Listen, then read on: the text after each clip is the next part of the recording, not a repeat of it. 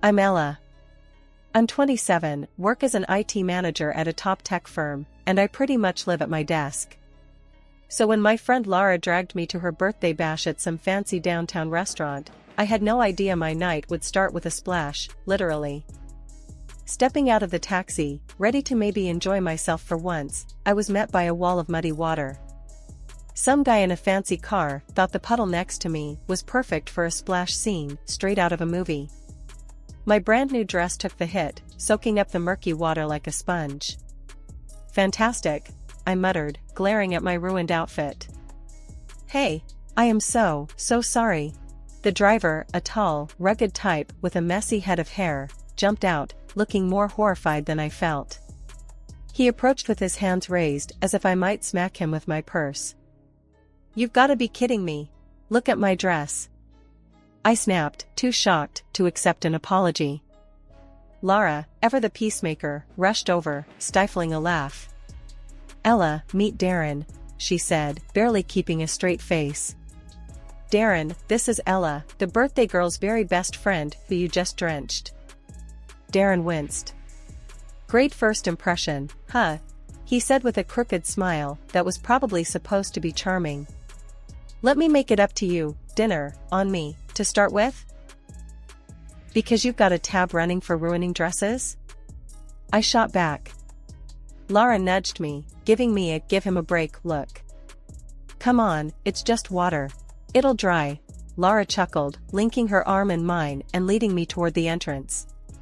Darren followed, looking genuinely apologetic and slightly amused by my fiery welcome. Inside, the restaurant buzzed with Lara's other friends, but she steered us to a quieter corner with a clean, dry table. You guys start here. I'll grab drinks, and Ella, try not to murder him before I get back, she teased, leaving Darren and me in an awkward silence. He pulled out a chair for me, and I sat, folding my arms. I'm Darren. And before I made a splash, I was actually hoping to meet you tonight. Lara's told me a lot about you. He started, trying to smooth things over. Did she also tell you I hate surprises? I quipped, finally cracking a reluctant smile. I'm Ella, IT manager and apparently a mud magnet. Darren laughed. I work in marketing. Maybe I can help you market your new look? Post-puddle chic could be the next big thing. I rolled my eyes. Don't quit your day job, I said, warming up to his attempt at humor. Lara returned with a tray of drinks, breaking the ice further. Here, maybe this will clean the slate, she said, handing us our drinks. So, Darren, got any more surprises up your sleeve? I asked, taking a sip of my drink. Just my charming personality and dazzling conversation skills, he replied with a grin. Oh, and an apology dinner. I'm serious about that. Let me take you out to make up for the disaster. I considered him for a moment, his earnest face making me soften a bit. All right, you're on, I conceded. But I'm choosing the place. Somewhere without any puddles nearby. By the end of the night, the dress was still a mess, but my initial anger had dried up, replaced by a reluctant intrigue towards Darren. Maybe this disaster of a night could turn into something worthwhile. After Darren's disastrous yet somehow endearing introduction, we started seeing each other. It wasn't long before casual dinners turned into weekend getaways, late-night talks, and eventually, meeting each other's families. I should have known things would get more complicated once families got involved. Look, I really like you, Ella, Darren said one evening as we walked through the park, his hand finding mine. I think it's time you met my folks. What do you say? Sure, I agreed, squeezing his hand, trying to ignore the nervous flutter in my stomach. Meeting the parents was a big step, but after the way we started, what was the worst that could happen? The day arrived, and Darren drove us to a modest house in the suburbs. His mom, Janet, and his dad, Tom, greeted us with warm smiles that didn't quite reach their eyes. Dinner was served, and that's when the questions began. So, Ella, Darren tells us you're in IT? Tom asked, passing me the mashed potatoes. Yeah, I manage a team at a tech firm downtown, I answered, trying to keep my tone light. Janet leaned in, her eyes sharp. Must be a good position. What does that pay, if you don't mind my asking? I choked on my water a bit. Well, it's enough to keep me busy and out of trouble, I joked, trying to dodge the question. And your family? Do you support anyone? Janet continued, her gaze fixed on me like a detective interrogating a suspect. Just my aunt, I replied, feeling my cheeks heat up. She raised me. I help her out when I can. That's very noble of you, Tom noted, his tone suggesting he was sizing up my financial worthiness rather than my character. I changed the subject, talking about a recent project at work, but the vibe had shifted. We left soon after dessert, and I exhaled a breath I didn't realize I'd been holding. On the drive back, I mentioned the interrogation to Darren. Your parents have a lot of questions about money, huh? Darren shrugged. That's just how they are. Always planning, always calculating. Don't sweat it. I decided to call my Aunt Tessa later that night to unload. Ella, you need to watch out, she warned over the phone after hearing about the dinner. People who start with money questions never stop. They're marking you. Aunt Tessa, they were just curious, I guess. Darren says it's normal for them. Normal? Honey, there's curious, and there's nosy. And those two sound like they're planning to spend your money, not get to know you, she cautioned, her voice stern with experience.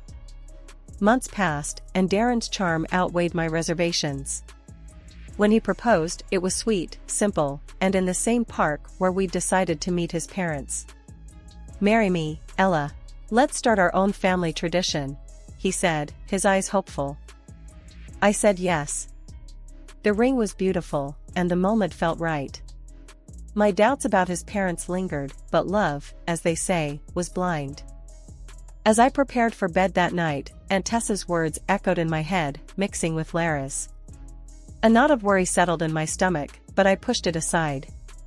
Darren was worth it. His parents, well, I'd cross that bridge when I came to it. But deep down, I knew that bridge was coming up fast, and I wasn't sure I was ready for what was on the other side. Wedding planning kicked off at full throttle after Darren popped the question. I was over the moon, busy choosing flowers and tasting cake samples. I expected it to be stressful, but fun. What I didn't expect was how quickly the red flags would start waving, not just fluttering in the breeze.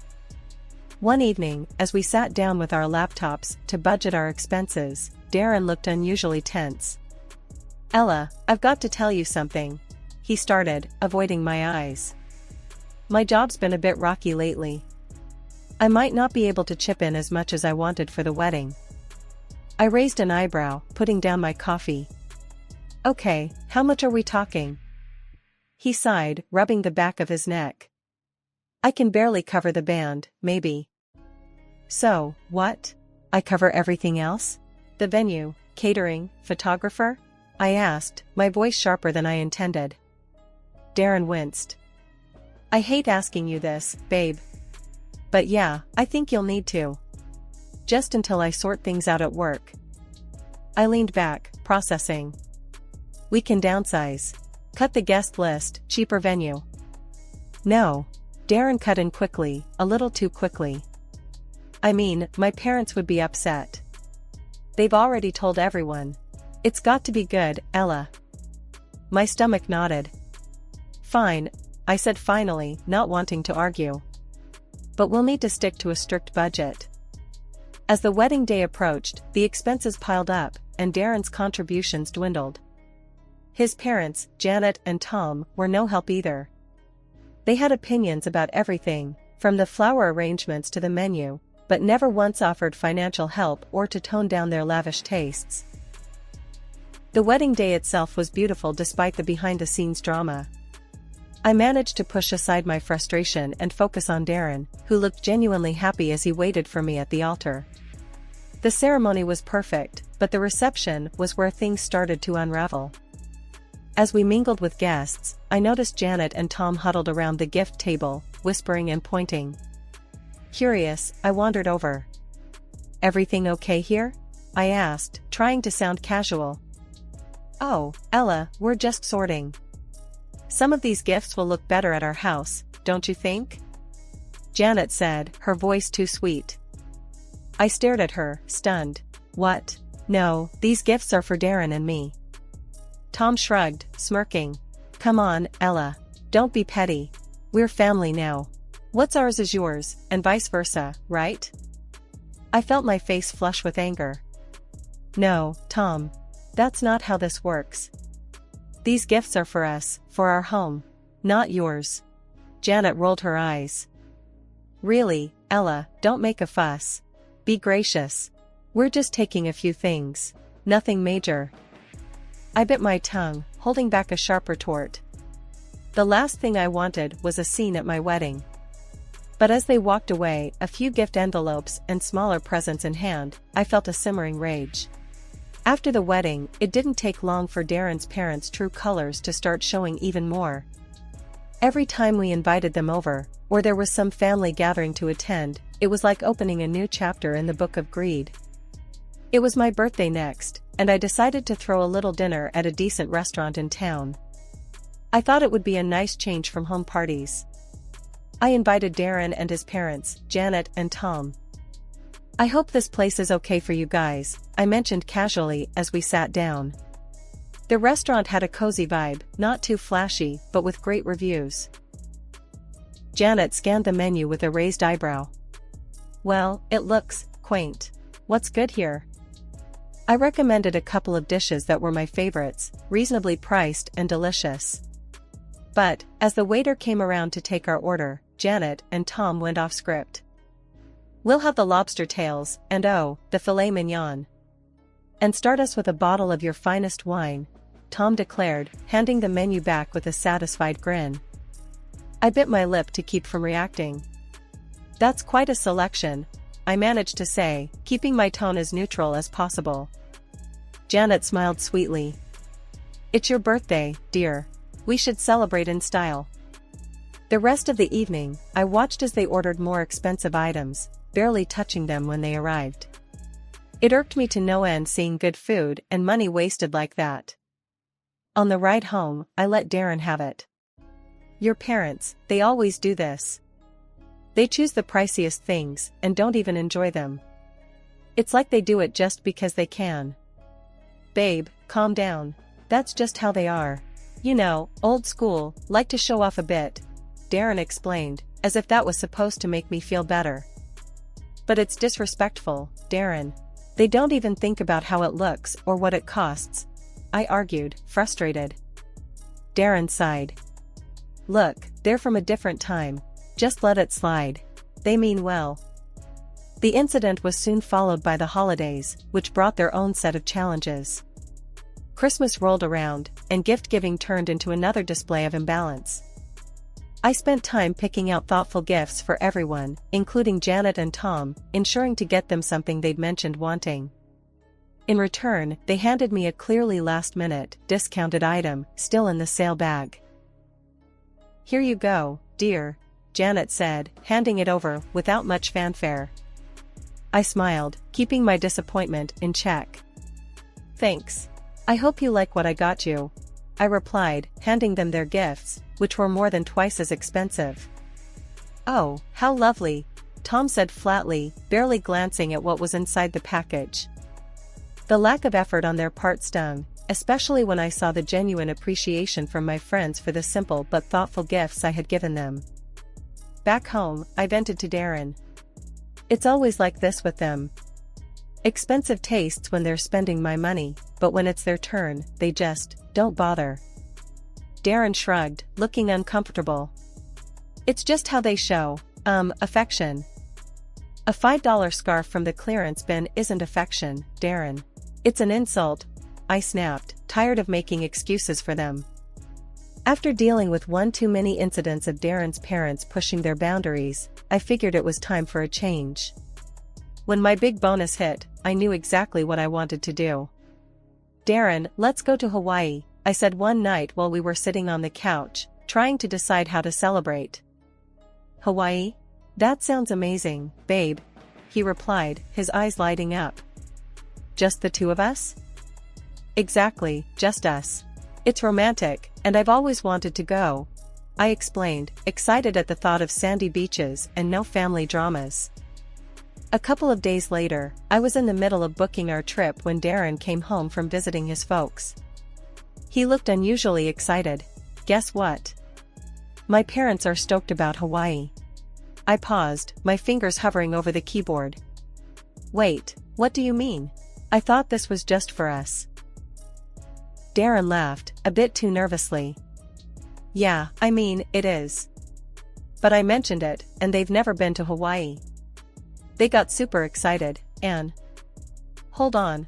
I cut him off, feeling my stomach tighten. You invited them? No, not exactly. I just told them about it, and they kind of invited themselves. He explained quickly. I closed my laptop with a snap.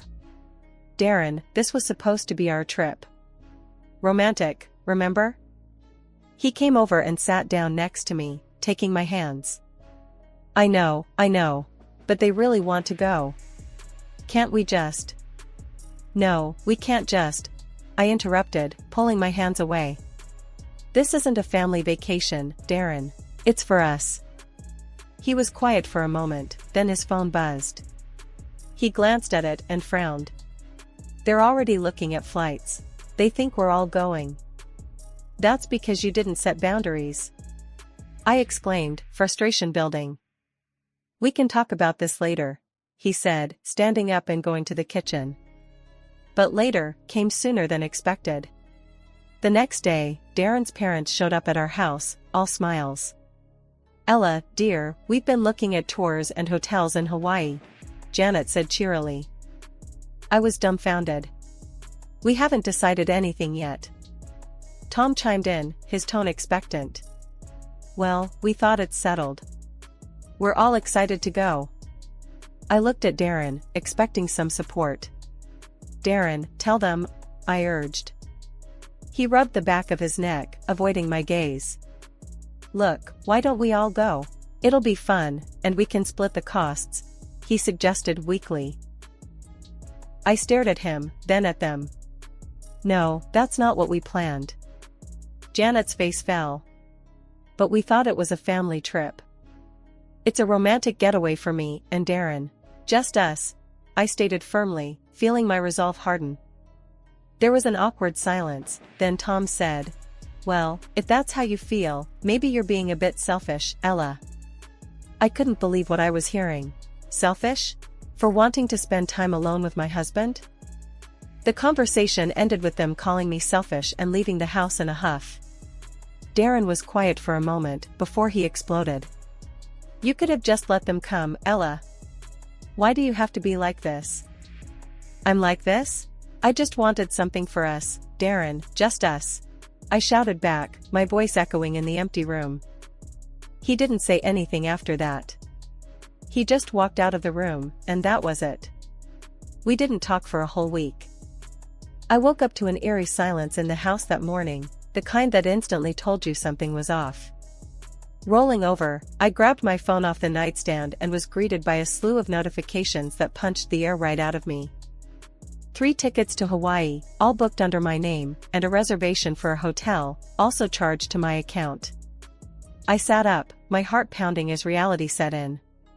Darren had done this, he and his parents were probably on their way to Hawaii right now, all on my dime. I didn't even bother calling. What was there to say? It was clear as day, my husband had taken the liberty to use my account to fund his little family getaway, despite everything we had discussed. Anger bubbled up inside me, and without a second thought, I logged into the booking site and cancelled everything booked in the opposite direction. Then I moved swiftly to my banking app and cut off his access to my funds. Hours later, my phone rang. It was Darren, and his tone was less than pleasant. Ella, what the hell? Why were we not checked into the hotel? And where are our return tickets? I held the phone away from my ear for a second, taking a deep breath to steady my voice. Because I'm not your ATM, Darren. I'm done funding your family's fantasies. You're all just a bunch of selfish leeches. He sputtered on the other end, clearly not expecting me to take such drastic measures. You can't just do that. We're stuck here now. If you don't fix this, I'll divorce you. I almost laughed at the irony. Go ahead, Darren. Do what you need to do. But don't expect another dime from me. I hung up, my hands trembling with a mix of rage and relief. Almost immediately, my phone buzzed with messages from both Darren and his mom. Threats, pleas, accusations, they tried every angle, but I wasn't having any of it. I didn't wait around for Darren to get back. Instead, I called a lawyer and started the divorce process myself. It was rough, knowing that a chapter of my life was ending like this, but there was no way I was going to stick around with someone who treated me like a cash machine for him and his parents. After hanging up with the lawyer, I drove to Aunt Tessa's house. She opened the door before I even knocked, like she knew I was coming and why. I did it, Aunt Tessa. I filed for divorce, I said as soon as I stepped inside. She just nodded, not saying I told you so, but her look said it all. You did the right thing, Ella. I know it's hard, but you're better off without someone who lets his family treat you that way. The next few days were a blur of sorting out my things and setting up a temporary life at Aunt Tessa's. I was starting to feel a bit more like myself, a bit steadier, when Darren showed up. He looked miserable, standing there on Aunt Tessa's front porch, a sad sight if I ever saw one. Ella, please. Can we talk? I'm sorry. I messed up, but we can fix this. I almost laughed at the audacity. Fix this? Darren, you chose your parents over your wife, used my money to take them to Hawaii after everything. There's no fixing that. Ella, No, Darren. You just showed me who you really are, and I don't want any part of that life, I interrupted, crossing my arms. You and your parents are cut from the same cloth, all take and no give. I'm done. Darren's face fell, and for a moment, I almost felt sorry for him. But then I remembered all the stress and hurt, and the sympathy vanished. I hope you figure out your stuff, Darren. But you need to do it away from me, I added, turning to go back inside. Aunt Tessa was waiting right by the door, having heard it all. She didn't say much, just took my hand and gave it a squeeze. You're strong, Ella. Stronger than you think. 2 weeks after everything fell apart, I found myself sitting in a Stark law office across from Darren and his parents. The air was tense, charged with unsaid things and last-minute pleas. Darren looked worn, almost regretful, but it was his parents who took the lead. Ella, please reconsider this, his mother started, her voice dripping with a sweetness I knew was as fake as her sympathy. We were all so good together, remember? The trips, the holidays. I couldn't help but scoff. You mean the trips I paid for? The holidays where I was treated more like a bank than a family member. Darren's father chimed in, trying a softer approach. We know things got a little out of hand, but we're family. Isn't that worth fighting for? I shook my head, amazed by their audacity. Family doesn't use each other. And this isn't just a little out of hand. You showed me exactly how little you respect me. Darren finally spoke. Ella, I'm sorry. Can't we start over? We can fix this. I looked at him, really looked at him, and saw nothing of the man I thought I'd married. Start over? After everything? No, Darren. We can't. His mother, not used to being dismissed, lost her composure. Because of you, we had to pay our way back from Hawaii. Do you know how much that cost us? I laughed, not because it was funny, but because it was so absurd. Your greed and arrogance got you there, and they got you back. Seems fitting to me. The meeting ended with me standing firm, and them still trying to grasp at straws as they saw their control slipping away. I walked out of the office feeling lighter, as if I was finally shedding a heavy weight that had been pulling me down. After the divorce was finalized, I took one last step to ensure my new beginning was clear of any remnants of my old life with them. I blocked their numbers, all of them. Darren, his mother, his father. No more calls, no more manipulative messages. It was truly over. Back at Aunt Tessa's, I explained everything. She just hugged me tight and said, "You did the right thing, Ella. It's time to focus on yourself now." And she was right. As I began to put the pieces of my life back together, I found strength I never knew I had. I returned to work with a new vigor, embraced my friends who'd been my support through it all, and started planning for a future that belonged only to me, one filled with possibilities, free from deceit and manipulation.